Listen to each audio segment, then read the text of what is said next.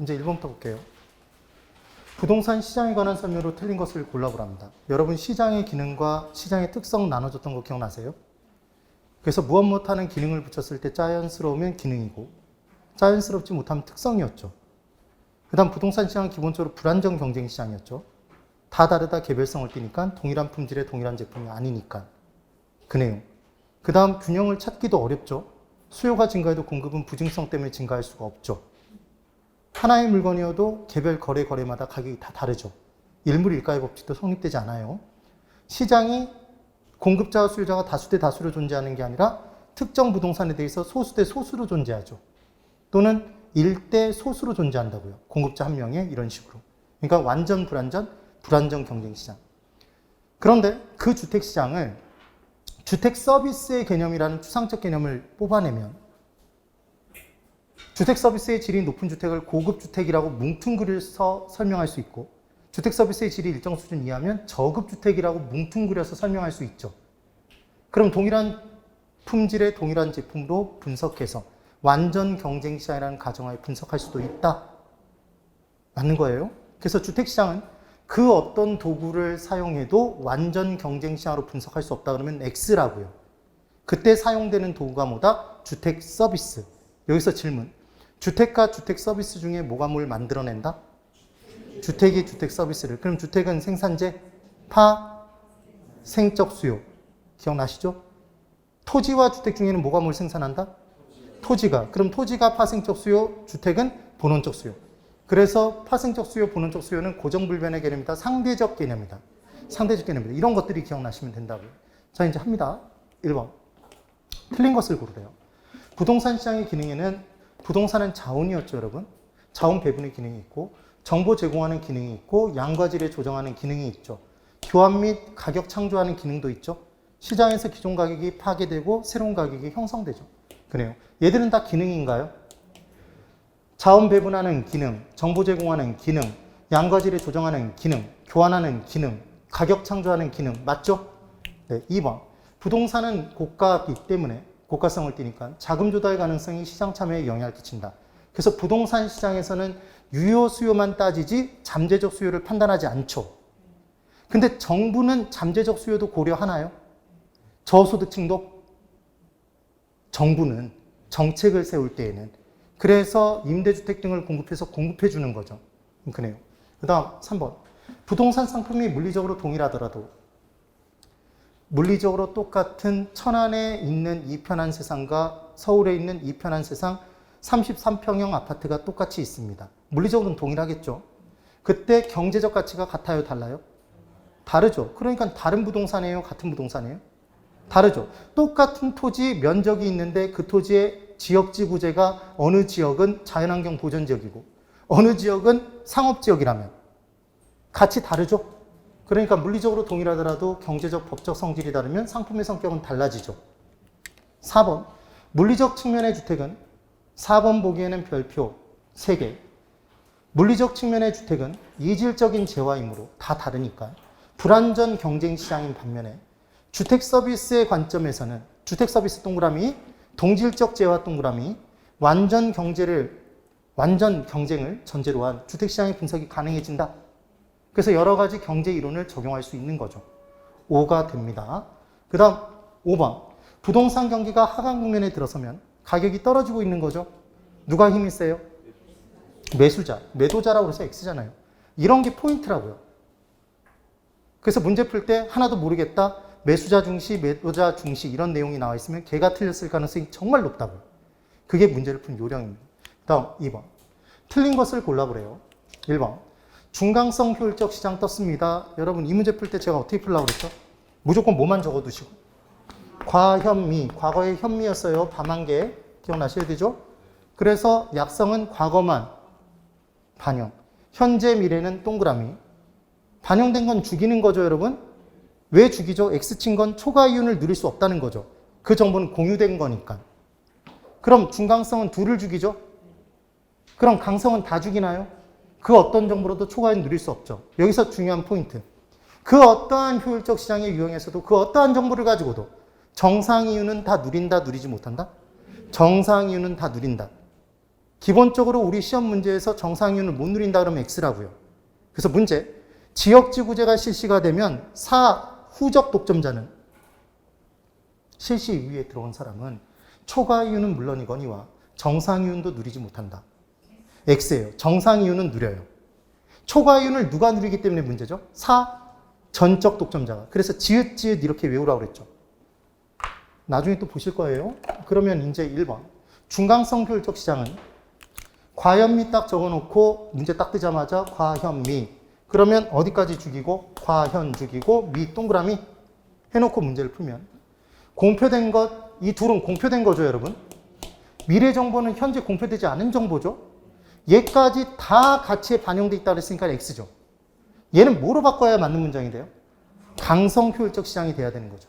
1번이 틀린 답입니다. 2번.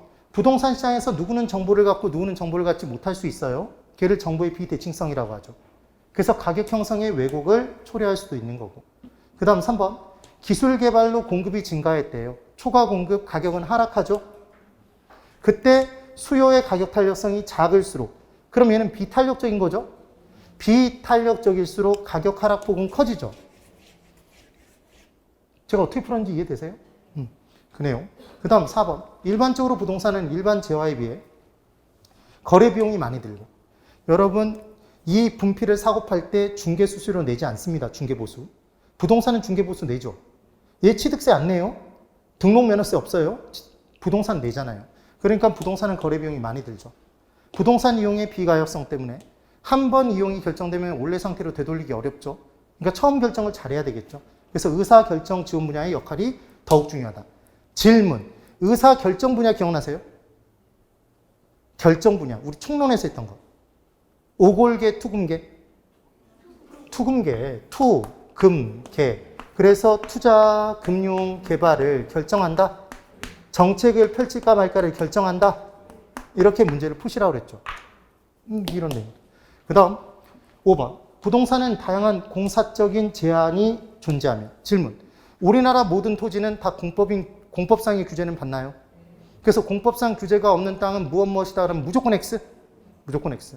그래서 우리나라 토지 중에 규제가 제일 적은 땅은 뭐만 받고 있는 땅? 공법상 제약만 있고 물리적, 사법상의 제약이 없는 땅. 그게 나지였죠. 나지 중에 아직 건물이 지어져 있지 않은 게 나지였죠. 그러니까 건물을 지을 수 있는 땅 택지인데 아직 건물이 지어져 있지 않으면 나지. 건물이 지어져 있으면 건부지. 건부지 지었는데 건폐율 등에 의해서 비어둔 땅은 공지, 공한지 아니고, 공한지는 공한계 더 붙기 바라는 땅, 투기 목적의 땅이었고. 되세요? 그런 개념이 기억나시면 되죠. 그래서 가격 변동에 영향을 미칠 수 있죠. 네. 그 다음 3번. 부동산 시장에 관한 설명으로 틀린 것을 골라보랍니다. 그래서 지금 뭐 1번, 2번, 3번 다 똑같아요. 그래서 3번 보시면 부동산 공급에는 상당한 시간이 소요되기 때문에 수요가 급증하더라도 공급이 적시에 이루어지지 못하는 경우가 많죠. 그래서 나타나는 게 아까 공부했던 거미집 이론이죠.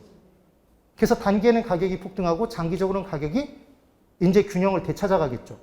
그때 비용 증가 산업이면 가격은 상승으로 끝나고. 잠깐. 장기적으로 비용과 가격이 같아진다고 그랬잖아요. 그럼 비용 증가 산업이면 가격은 상승, 가격이 불변으로 지지고 볶고하더니 끝났다면 비용 불변 산업인 거고, 가격이 하락으로 끝났다면 비용 감소 산업인 거다. 그게 문제품 요령이었죠. 그 다음 4번. 부동산 시장은 부동산의 여러 특성으로 인해 불안전 시장의 모습을 보이며 수급 조절의 곤란성으로 인해 장기적으로 가치와 가격이 일치하지 않는 가격의 왜곡 현상이 발생한다. 여러분, 장기적의 극명한 반대말은 뭐죠? 단기적이죠. 그래서 단기에는 왜곡이 발생한다고 그랬죠. 아니, 감정평가론에서 이거 기억나나 보세요. 가치와 가격이 있을 때 가치가 1억으로 평가가 됐답니다. 그럼 단기적으로 거래를 할 때 꼭 1억에 거래하라는 보장이 있나요? 그럼 얘가 반드시 달라지나요? 같아질 수도 있죠. 얘 1억 1000에 거래될 수도 있죠. 9천만 원에 거래될 수도 있죠. 그래서 가치와 가격은 비스무리하다 이렇게 얘기했잖아요. 네. 그래서 단기에는 가치와 가격은 괴리가 나타날 수 있어요. 그런데 장기적으로 평균을 내보면 얘는 가치에 수렴한다. 근데 장기적으로 가격과 달라진다 그랬으니까 X인 거죠. 뭐로 바뀌어야 맞는 문장이 돼요? 단기적으로 바뀌어야 맞는 문장이 되는 거죠. 5번, 부동산 거래에 필요한 정보 습득에 일반적으로 많은 비용 소요되는 거고요. 4번, 시장에 대한 설명으로 틀린 것을 이제 골라보랍니다. 또 똑같아요. 2번 볼게요. 완전 경쟁 시장은 모든 정보가 공개돼 있죠. 완전한 정도로 경쟁을 하기 위해선 정보가 완전하게 공유돼 있어야 된다고 얘기했잖아요. 누구는 정보가 있고 누구는 정보가 없는 상태에서 경쟁하면 걔는 불완전 경쟁이지 완전 경쟁이 아니었어요. 그럼 완전 경쟁 시장은 모든 정보가 공개돼 있으니까 그 어떤 정보로도 초과한 이윤을 누릴 수 없죠. 남보다 더한 우수한 정보라는 게 존재할 수가 없다고요. 3번. 부동산 시장은 거래 정보의 비공개성, 정보 수집 비용이 절감되어 증가돼요. 증가되죠. 근데 절감된다고 표현했잖아요. 절감 준다는 얘기잖아요. 그래서 X라고요. 그 다음 4번. 부동산 시장은 전국적인 유통망의 형성이 곤란하죠. 그래서 지역에 국한되는 모습을 보입니다. 국지적 시장. 그 다음 5번. 부동산 시장은 자원 배분, 정보 제공, 이거 아까 봤죠? 네. 그 다음 5번. 자, 31회. 부동산 시장에 관한 설명으로 틀린 것을 골라보래요. 1번. 부동산은 대체가 불가능한 재화이기 때문에 다 개별성을 띠니까 대체가 불가능해요. 부동산 시장에서 공매가 빈번하게 발생한다. 얘 공매 제도가 성립될 수가 없어요. 그래서 외울 때 어떻게 외우냐면 이렇게 기억하고 말아요. 공매계라고 기억하세요. 무엇을 매개로 한다 표현 들어보셨죠? 무엇을 매개로 한다라는 표현 쓰잖아요. 그래서 외울 때 공매계로 기억하시라고요. 공매제도는 왜 적용할 수 없다? 개별성 때문에. 자, 주식시장에서의 공매는 뭐냐면 공매는 주식시장에서 보통 이루어지는데 증권시장에서 없는 걸 먼저 파는 거예요. 없는 상태에서. 그럼 없는 걸 먼저 팔기 위해서는 그게 뭔지는 알아야지 팔 수 있잖아요. 근데 부동산은 다 다르다 개별성을 띠니까 없는 상태에서는 얘가 뭐라고 규정을 지을 수 없다고요. 그러니까 먼저 팔 수가 없어요. 이해가 되셨어요? 그래서 이 문제가 정말 어렵게 나오면 공매제도가 성립할 수 없는 이유는 부증성 때문이다 그러면 X라고요. 무슨 성 때문이에요? 개별성. 이걸 이렇게 기억하는 거예요. 그러니까 지금 1번이 틀렸죠. 그럼 2번부터 보세요. 이제 1번을 만약에 몰랐다. 2번. 부동산 시장이 강성 효율적 시장일 때 만약에 강성 효율적 시장이라면 과연 및 다 X죠? 그럼 그 어떤 정보로도 초과는 못 누리죠? 3번. 부동산 시장은 유형, 규모, 품질에 따라 하위 시장 존재하죠? 4번. 부동산 시장이 중강성 효율적 시장이면 과현미 중에 과X, 현X죠. 그럼 새로운 정보, 얘 현재 정보죠. 현재 정보는 바로 시장에 반영됐기 때문에 초과임 못 누리는 거죠. 되셨나요? 이게 바로 반영돼 버린 거죠, 지금. 그 다음 5번. 부동산 시장은 불안정 경쟁 시장이더라도 할당 효율적 시장은 될 수 있다? 뭐라고 외웠었죠? 불한당. 불한당 이렇게 외웠었잖아요. 그래서 불안정 경쟁 시장도 정보가치만큼을 정보 비용으로 지불하게 만들면 정보 비용 지불하는 이후에 최종적인 초과인이 빵이 됨에 따라 최종적으로 몰린다, 몰리지 않는다? 몰리지 않고 할당 배분이 효율적으로 이루어진다? 골고루 나눠지게 돼 있다. 그 얘기였어요. 그래서 투기가 발생하는 원인만 어디에서 찾는다? 할당 효율적이지 못한 데서 찾는다. 네? 그래요. 6번. 틀린 것을 골라보랍니다. 1번 봤죠? 2번. 진입장벽의 존재. 완전 경쟁 시장이 되기 위해서는 수요자, 공급자의 진출입이, 시장 진출입이 용이해야지만 완전 경쟁 시장이 돼요. 근데 부동산 시장은 유효, 수요 갖추기 어렵죠? 그 다음 부동산 바로 공급량을 늘릴 수도 없죠. 그러니까 어떤 지역에 토지 수요 증가했다고 다른 지역의 토지를 갖고 들어올 수 없잖아요. 그래서 진입장벽이 존재해서 불안전하게 만들죠. 그 다음 3번. 부동산 시장의 분화 현상은 부분 시장별로 시장의 불균형을 초래하기도 하죠. 그래서 어떤 시장은 초과 수요, 어떤 시장은 초과 공급 달라집니다. 4번. 강성 효율적 시장은 과연 및 다 반영돼서 X죠. 초과는 얻을 수 있다 그러니까 X네요. 이렇게 쉽다고요. 실제 나오는 문제는. 그 다음 5번. 부동산에 가해지는 다양한 공적 제한은 부동산 시장의 기능을 왜곡시킬 수 있죠. 자, 여러분. 정부가 시장에 개입을 많이 하면 많이 할수록 시장은 왜곡돼요. 문제가 발생하게 돼 있어요. 우리는 그 문제점을 근래 많이 봤죠. 그래서 심지어 재건축 이루어질 때 그 거주 기간, 실거주를 해야 된다는 그걸 없애니까 전세 가격이 안정세로 돌아가고 있다잖아요. 그래서 여러 가지 규제를 없애면 문제는 해결이 돼요, 사실은. 7번. 부동산 시장에 관한 설명으로 틀린 것을 골라보랍니다. 1번. 완전히 동질적인 아파트, 아까 천안의 이편한 세상, 서울의 이편한 세상. 아파트가 입지한 시장 지역이 달라지면 서로 다른 가격이 형성될 수 있다? 네. 2번. 일반적으로 부동산 공급에 상당한 시간이 소요, 단기적으로는 가격에 왜곡이 발생할 수 있다? 네. 장기적으로는 균형을 되찾아가네요. 단기, 장기 꼭 준비 정확하게 해주셔야 돼요. 정확하게 개념을. 그 다음 3번. 부동산 시장은 부동산 소유권을 할당, 배분하고 공간을 배분하는 기능 같죠? 4번. 부동산 시장 활동별로 지대 지불 능력에 따라서 토지 이용의 유형을 결정하는 기능을 한다. 만약에 잘 보세요. 도심의 목 좋은 땅은 지대 지불 능력이 뛰어난 사람이 경쟁을 통해서 갖겠죠. 그럼 그 땅을 놀릴까요? 집약적 이용을 할까요? 집약적 이용을 해서 층수를 올리겠죠. 되세요? 그러니까 당연히 이용의 유형이 결정되죠. 그 다음 부동산 시장 국지성으로 인해 다 전국적으로 동일한 가격이 형성되나요? 그러니까 문제 풀 때 동일한 규칙적, 안정적 나오면 무조건 X예요. 기본적으로. 그 다음 8번. 부동산 시장에 관한 설명으로 틀린 것을 골라보랍니다. 1번 봤던 내용인지 보세요. 이제 1번 보기가 정확히 읽혀야 돼요. 1번 보기는 별표 둘. 부동산 시장의 특성 중 수급 조절의 곤란성으로 단기적으로는 가치와 가격이 불일치하는 현상이 나타날 수 있다. 단기에는. 장기에는 일치한다. 수렴합니다. 그 다음 2번 봤던 내용. 3번. 물리적 측면에서의 주택은 이질적인 재화로서 다 다릅니다. 개별성 때문에. 일물일가의 법칙이 성립이 배제되죠. 그래서 불안정 경쟁 시장이네요. 그 다음 4번. 효용적 측면, 즉 주택 서비스의 관점에서는 주택은 동질적인 재화이므로 완전 경쟁 시장을 전제로 하는 주택시장 분석이 가능해진다. 4번 보기의 별표 둘. 아까 봤던 지문 똑같아요, 여러분. 고개 깨끗하면 안 돼. 이거 똑같은 지문 뜬 거예요, 뜬 거. 그 다음 5번. 정보 비용의 유무에 따라 시장의 안전성 여부를 판단할 수 있다. 이렇게 돼 있죠. 자, 지금 보시면 치사하게 2번 보기에서 부동산 고가성으로 인해 시장 진입 장벽 존재하죠. 유효 수요 줄어요.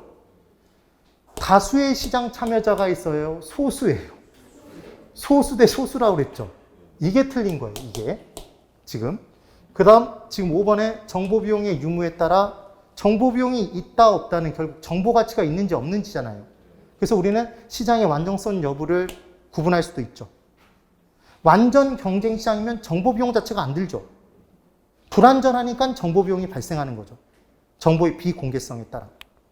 그 다음 9번. 자, 9번 문제. 이제까지 문제와 뭐가 다른지 보세요. 부동산 시장의 기능에 관한 설명으로 틀린 것을 골라라 이렇게 돼 있죠. 기능에 동그라미 치셔야 돼요. 이게 기능과 특성을 구분하는 문제예요. 이런 문제가. 그럼 이걸 틀린 것만 갖고 찾으면 틀린 문장이 거의 없을 가능성이 높아요. 보실까요? 3번. 부동산 시장은 거래를 비공개하는 기능이 있다. 여러분, 거래를 비공개하는 기능이 있다. 이상하지 않나요?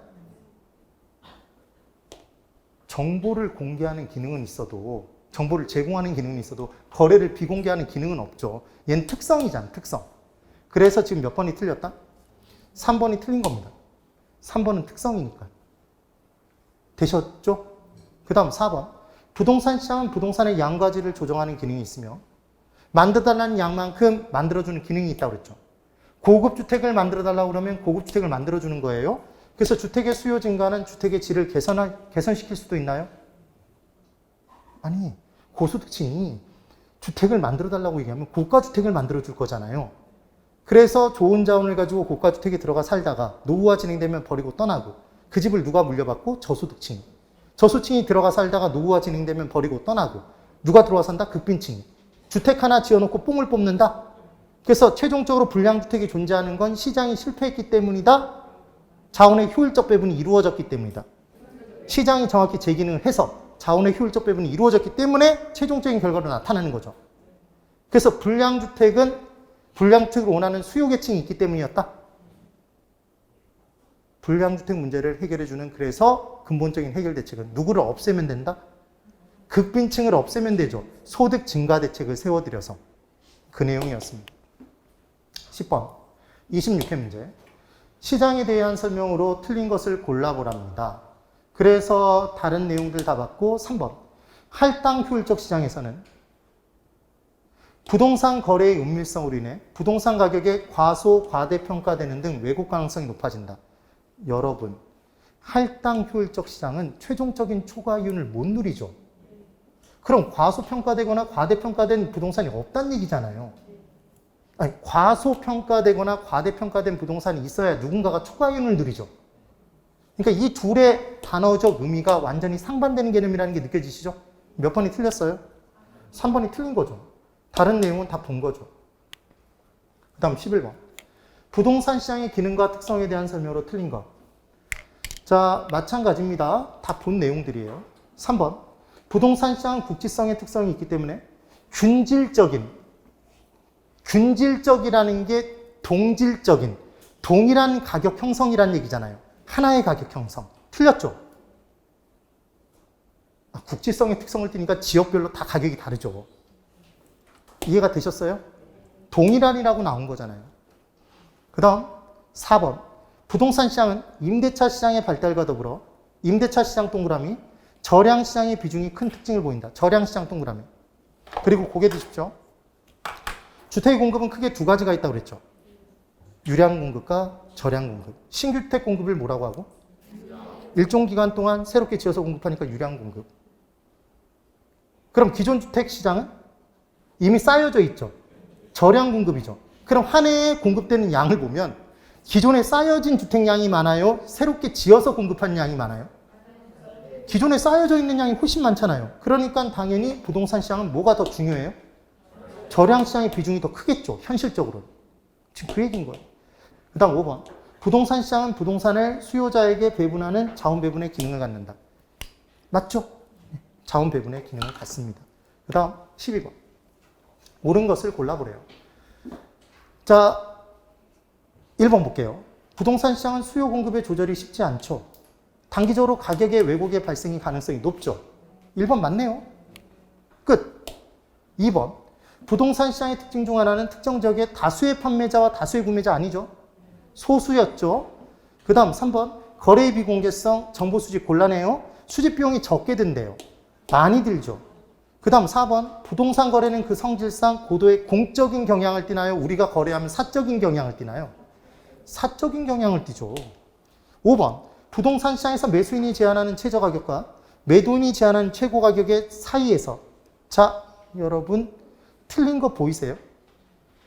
매수인은, 수요자는 자신이 지불하겠다는 금액 중에 제일 높은 금액을 그어놓고 그 밑으로 지불하려고 들고, 아무리 높게 지불해도 얼마까지만. 공급자는 아무리 낮게 받아도 얼마 이상은 받겠다고 얘기하죠. 그래서 공급자가 제시하는 가격은 최저가격, 매수인이 제시하는 가격은 최고 가격이죠. 자기가 지불하겠다는 금액 중에. 그게 바뀌었네요. 13번 틀린 것. 1번. 부동산 시장도 외부 효과에 의해 시장 실패가 발생할 수 있으며 이때 정부는 시장 실패를 수정하기 위해 정부는 개입하죠. 고개 드실까요? 정책론. 시장 실패의 요인 5가지. 초과 이윤이 발생하면 몰리니까 자원의 효율적 배분이 이루어지지 못해서 시장은 실패한다. 첫 번째, 어떤 한 기업이 독점을 달성했다. 초과 이윤 누리죠? 과점이라고 나올 수도 있어요. 독과점 또는 불안정 경쟁 시장. 그 다음, 규모의 경제. 어떤 기업이 규모의 경제를 달성하면 단위당 생산 비용을 줄여서 가격을 싸게 더 팔 수 있으니까 다른 기업을 이겨서 결국은 독점, 초과 이윤 발생. 누구는 정보가 있고 누구는 정보가 없으면 정보의 비대칭성. 정보를 가진 사람이 초과이윤 누린다? 시장은 실패. 외부 효과. 부의 외부 효과, 정부가 봤을 때 나쁜 놈인데 시장에 맡겨놓으면 과다 생산? 시장은 실패한 것이다. 정우 외부 효과. 정부가 봤을 땐 좋은 것인데 시장에 맡겨놓으면 과소 생산?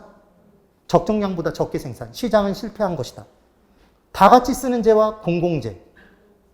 무임승차자의 문제가 발생하니까 비배제성, 비경합성을 특성을 띠니까 시장에 맡겨놓으면 과소생산, 시장은 실패한 것이다. 지금 그 얘기인 거죠. 그러니까 외부 효과에 시장 실패 발생하면 정부 개입하잖아요. 지금 그 얘기인 거죠. 그 다음 다른 내용 받고 4번 부동산 시장은 부동산의 유사성, 대체성 때문에 완전 경쟁 시장으로 분류된대요. X죠. 부동산의 기본적인 특성들 때문에 불안정 경쟁 시장이잖아요. 부동산은 유사성을 떼요? 개별성을 떼요? 개별성이잖아요. 뭐가 나와야지만 그 분석이 가능하다? 주택 서비스 개념이 나와야지만 완전 경쟁 시장으로 분석이 가능한 거예요. 네. 걔 말고 그냥 완전 시장으로 분석이 가능하다 그러면 X라고요. 그 다음 14번 틀린 것을 또 골라보랍니다. 똑같아요. 그래서 5번 부동산 시장은 대부분 강성효율적 시장이며 틀렸죠? 현실에서 남이 모르는 미래 정보를 가지면 초과인 누리는 경우가 허다하죠. 그래서 현실의 부동산 시장은 중강성까지는 나타나지만 강성까지는 거의 나타나지 않는다고 말씀드렸던 거 기억나세요? 대부분 다 강성 효율적 시장이라고 해서 X인 거죠. 그 다음 15번 완전 경쟁 시장과 불완전 경쟁 시장에 대한 설명으로 틀린 것을 골라보랍니다. 자, 2번 보세요. 완전 경쟁 시장은 모든 정보가 공개적이므로 우수한 정보를 이용한 초과이윤의 획득이 불가능한 시장이다. 맞나요? 아까 모든 정보가 다 공유되어 있으면 그 누구보다 우수한 정보라는 개념이 있을 수가 없으니까 당연히 초과이윤 누릴 수 없어요. 처음부터. 그 다음 3번 완전 경쟁 시장이 되기 위해서는 동일한 품질의 동일한 제품이어야 됩니다. 그래서 하나의 물건에는 하나의 가격이 존재하죠. 4번 불완전 경쟁 시장은 정보가 공개적이지 못하므로 정보 비용 존재하죠. 맞아요. 그 다음 5번 부동산 시장은 부동산의 여러 특성으로 인해 불완전 경쟁 시장의 모습을 보이므로 완전 경쟁을 전제로 한 시장 분석은 바람직하지 않다.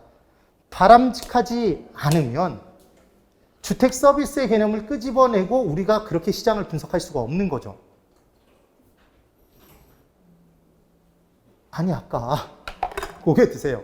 물리적 개념의 주택시장은 다 다르다 개별성을 띠니까 불완전 경쟁시장인데 불완전 경쟁시장이면 학문상의 시장, 이론상의 시장, 완벽한 시장인 완전 경쟁시장의 이론을 하나도 적용할 수 없단 말이에요. 근데 우리가 적용을 했죠. 그래서 이용한 게 주택 서비스의 개념이었잖아요. 그런데 지금 주택 서비스 개념으로 완전 경쟁을 전제로 분석하는 건 바람직하다 않다 그랬으니까 X라고요. 지금 그 얘기예요. 그 다음 16번. 부동산 시장에 영향을 미치는 요인 중 하나로 불안과 물가 상승이 동시에 나타나는 현상을 찾아보랍니다. 자, 여러분 여기 잠깐만 보실래요? 여기 보셔야 돼요. 경기가 성장됩니다. 경기가 호황이에요. 경기 호황. 경기가 호황이면 물건의 가격이 올라가나요? 올라가지 않나요? 경기가 호황이에요. 그럼 물건이 잘 팔리죠. 그럼 서로 사기 위해 경쟁해요. 물건의 가격이 올라가요. 그럼 물건의 가격이 올라가면 공급자의 이익이 커지니까 공급자는 생산량을 늘리기 위해 고용을 창출하겠죠. 그럼 유효 수요가 더 증가해요. 그럼 또다시 가격이 올라가요. 그렇게 해서 물가는 계속 올라가요. 이게 바로 인플레이션이에요. 이게 인플레이션이에요.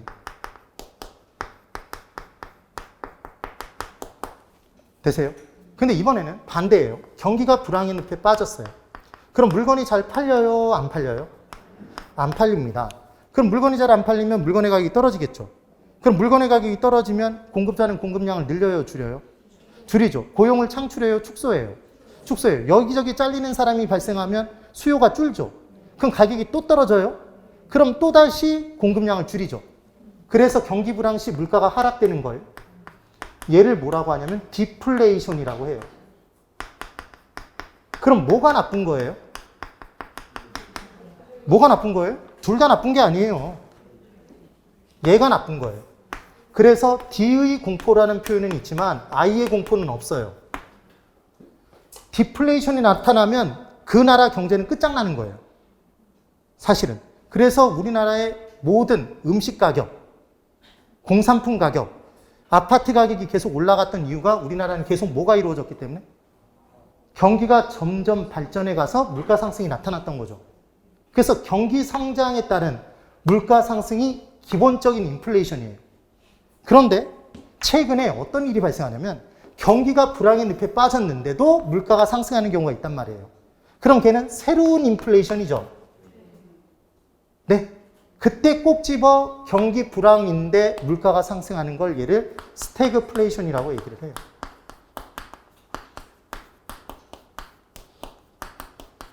이 내용이에요. 그러면 이건 정말 끔찍한가요? 경기가 불황의 늪에 빠져서 소득은 줄는데 물가가 상승되면 삶의 질은 점점 떨어지잖아요. 그 얘기인 겁니다. 그래서 지금 현재가 사실은 스태그플레이션이라고 볼 수도 있는 거죠. 되셨어요? 그럼 초인플레이션은 엄청나게 물가가 상승되는 건 수요자의 매수 심리를 아예 다 꺾어버리죠. 아니, 어느 정도 유효 수요가 될 만한 경제력이 있어야 되는데 물가가 너무 많이 올라갔다고요. 그러면 버티지 못하고 경제가 다 파탄나요. 그 물건의 가격이 지나치게 높이 올라가면 화폐 가치는 그만큼 많이 떨어지네요. 그러면 그때는 한 나라의 경제가 다 끝장날 수도 있죠. 그래서 지금 불황과 물가 상승이 동시에 나타나는 건 뭐다? 스태그플레이션. 이 내용입니다. 그 다음 주택시장에 관한 설명으로 옳은 것을 골라보래요. 1번 주택은 주거 서비스 개념의 도입을 통해 동질적인 재화로 상정할 수 있다. 이 문장 이제 정확히 읽혀지세요? 맞죠? 2번 단기 주택시장의 균형 가격은 공급자에 의해 주도되고 칠판 단기에는 수요자죠? 여러분 이런 식으로 대답을 못하시면 단수 현상이 나타나요. 물 끊기는 거야. 물 끊기는 거. 네. 그래서 단기 주택시장의 균형 가격은 수요자에 의해서 주도되는 수요자 가격의 성격을 갖는 거죠. 네. 그래서 지금 1번이 맞는 거였고. 자, 이제 보실래요? 3번. 주택산업이 비용 증가 산업인 경우에 장기적인 주택 공급량은 단기에 비해 줄어들게 된다. 틀렸죠? 여러분, 단기에 수요 증가에도 공급이 증가되지 못해요. 그럼 장기적으로는 비용 증가 산업에서도 공급이 증가되죠. 근데 적게 증가되는 거죠. 적게 증가돼도 단기보다 느는 거잖아요. 네. 그 다음 4번. 규제의 완화 및 금리의 상승은 규제가 완화되면 공급은 늘어요. 금리가 상승되면 공급은 줍니다. 근데 둘 다 우측이동이라고 했으니까 X죠. 얘 둘 다 공급 증가라고 얘기한 거잖아요. 5번. 주택시장은 저량의 공급량이 유량의 공급량보다 적다는 특성을 갖는다. 기존 주택의 공급량이 신주택 공급량보다 적대요. X죠. 아까 뭐가 더 많다고 대답하셨어요? 기존 주택량이 훨씬 많다면서요. 조금만 문장을 바꿔놔도 문장을 못 읽네. 그러면 죽어라고 봐야 돼요. 진짜 모든 문장을 다. 본질을 깨닫는 게 중요하다는 얘기예요. 18번. 주택시장에 관한 설명으로 옳은 것을 이제 골라보랍니다. 자, 1번 보세요. 1번이 왜 틀렸는지 보세요. 물리적 주택시장은 완전 경쟁을 전제로 하는 이론이나 모형으로 분석이 용이하다. X죠. 물리적 주택시장은 다다르다 개별성을 띠니까 완전 경쟁시장이 아니라 불완전 경쟁시장이에요. 추상적 개념이 뭘 끄집어내요? 주택 서비스의 개념을 끄집어내야지만 완전 경쟁시장으로 분석할 수 있었죠. 2번, 주택이란 이질성이 강한 제품이므로 여기까지 맞아요. 용도적으로 동질화된 상품으로 분석해서는 안 돼요? 분석할 수 있죠. 맞죠. 그래서 틀렸잖아요, 지금. 주택시장은 지역적 성향이 강하죠? 지역 수요에 의존해서 적정 가격 도출이 용이해요, 어려워요? 모든 지역을 다 통틀어서 얘가 적정 가격이라고 얘기할 수 없죠? 용이하다 그러니까 X라고요. 뭔가 쉽다 그러면 무조건 X라고, 우리는. 어려워요, 어려워. 지금 공부가 쉬워요, 어려워요? 어렵잖아. 용이하다 그러면 X라고요, 무조건. 그 다음 4번. 주택시장의 단기 공급 곡선은 저량이죠. 단기는 일정 기간 공급할 수 없어요. 장기는 유량 개념을 의미하는 거죠. 네. 그 다음 5번. 주택시장 분석에서 유량 개념뿐만 아니라 저량 개념을 파악하는 것은 주택 공급이 단기적으로는 제한되어 있기 때문이다. 단기적으로 주택의 유량 공급이 제한되어 있으니까 저량 개념을 분석하는 거죠. 기존 주택 공급을. 그네요. 19번. 틀린 것을 골라보랍니다. 자, 1번. 주택은 입주자 및 거주 경험자의 평가가 상품 및 기업 이미지 형성에 큰 영향을 미치나요? 이 편한 세상에 살아본 사람이 이 편한 세상 정말 좋더라. 이렇게 편할 수가. 그럼 사람들이 이 편한 세상에 대한 기업 이미지가 좋아지잖아요. 브랜드 가치가 올라가요. 그 다음 2번. 주택은 상품 정보의 비대칭성. 맞아요. 공공성으로 인하여 입주에서 규모, 가격, 공급 절차, 사후 관리에 따라 정부 개입 많나요? 많죠. 그래서 기업의 창의적인 마케팅 활동에 제약이 많죠. 그 다음 3번. 주택은 상품의 통일성 결여, 상품 간 품질 격차, 입지적 고정성으로 인해 상품의 제공 및 유통이 충분하지 않죠. 4번. 주택은 생산기간 길어요. 일반적인 재화보다 생산하는데 걸리는 기간 길죠. 가격도 높죠. 수요와 공급이 모두 탄력적이에요. 아니 수요 공급 둘 다 비탄력적이잖아요. 고가성을 띠니까 유효 수요 되게 어렵고 짓는데 시간 걸리니까 공급도 비탄력적인 거죠. 그리고 마케팅에 대한 효과가 장기적으로 나타나요? 단기에만 나타나요? 자, 이 질문입니다. 여러분, 만약에 지금 분양 광고를 때렸어요. 근데 실제 분양은 아파트 막 광고를 막 때려. 어떤 아파트를. 근데 실제 분양은 1년 뒤에 해요. 그럼 1년 뒤에 그 효과가 남아있어요?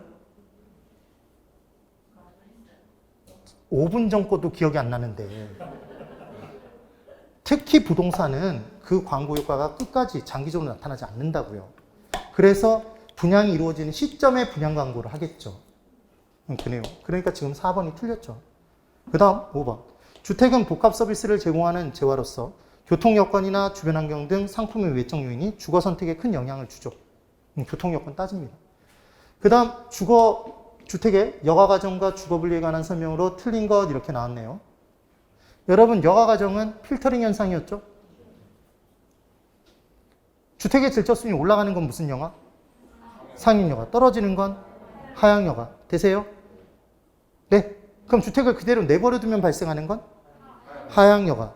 인위적인 힘이 가미돼야 되는 건 상향여가. 그래서 재건축, 재개발 등에 의해서 나타나는 것 상향여가. 수선에 의해서 나타나는 것 상향여가. 그럼 상향여가가 발생하면 주택의 질적순위 올라갔으니까 고소득층이 들어가 살아요? 저소득층? 고소득층. 그 얘기가 어떤 거죠? 그래서 1번. 주택의 하향여가 과정이 원활하게 작동하면 저급주택의 공급량이 감소해요? 증가해요? 하향여가 발생하면 고가 저로 바뀌니까 저가주택이 증가하죠. 2번. 저급주택이 재개발되어 고수층 가구의 사용으로 이용 전환되는 건 상향여가죠. 뭘 보면 상향여가라는 걸 알 수 있어요? 재개발, 질적순위 올라갔죠? 고수층 이용하죠? 상향. 기억 안 나면 고상철 기억하라고 그랬죠? 고가주택으로 바뀌는 게 상향여가라면서요. 아주 유용한 사람이죠. 온갖 곳에 다 사용을 할 수 있어요. 그 다음 3번. 저소득 가구의 침입과 천의현상, 천의의 동그라미, 계승이라고 적어보세요. 침입과 계승 현상으로 인해 주거입지가 변화돼 버릴 수도 있죠. 네. 주거분리가 이루어져 있었는데 저가주택이 고가주택으로 바뀌었어요.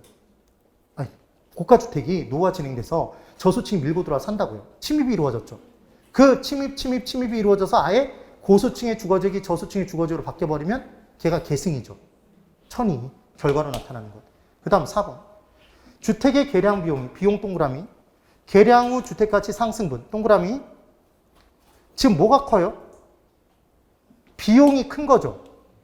비용이 크면 그 행위를 해요, 안 해요? 안 하죠.